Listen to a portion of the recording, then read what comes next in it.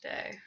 Bit of an odd one today. I found a paper that I wrote for my undergraduate degree, which was probably written in 2016, maybe 2017.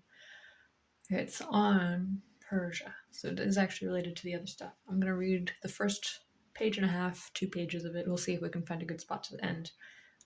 It's 2,200 words long, so more than one short reading for this. It's called Who Gave You the Right? Darius's claim to the Persian throne, or the Achaemenid throne, something like that. I ain't scrolling up because my name's up there. So, Darius the Great ruled circa 520 to 486 BCE and claimed to be part of the Achaemenid dynasty after Cambyses. His empire spanned from the Indus Valley to the Caucasus Mountains and from Egypt to the Black Sea. Despite being remembered as a member of the Achaemenid family, he was not Cambyses' son or brother. He was a bodyguard. According to Herodotus, he was the son of Hystepses and grandson of Arsames, who was part of the family. That's in Book 1, 209.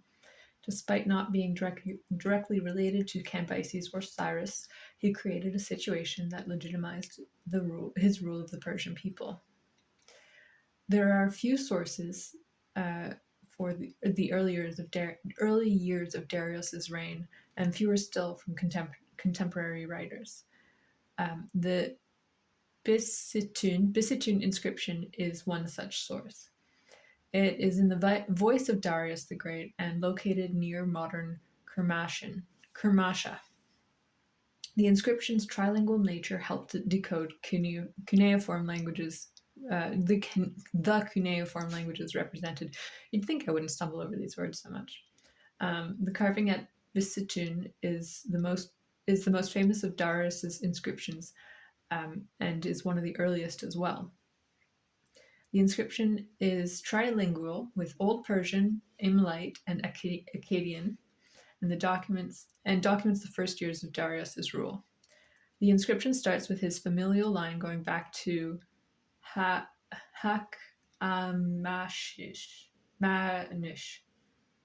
which is in Greek it's the Achaemenes, which is the patriarch of the Achaemenid line.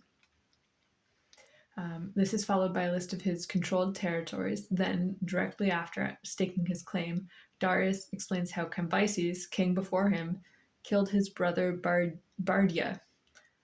There follows a number of rebellions, but Darius won because the god Aru Mazda bestowed kingship upon him. Darius uses the rebellion he put down to legitimize his right to rule through military prowess. In 1 year, he put down 3 rebellions at roughly the fall and spring equinoxes and the summer solstice. This appears to reflect the older Naram Sin Steles rhetorical day. The 6th section of the first column at Bisitun, Darius proclaims all of the people who fall under his rule at the time of the carving. There are 23 regions from Elam and Babylonia to Scythia and Lydia, and all the way up to Britannica and Sogdiana. And that's where I'm going to end for today.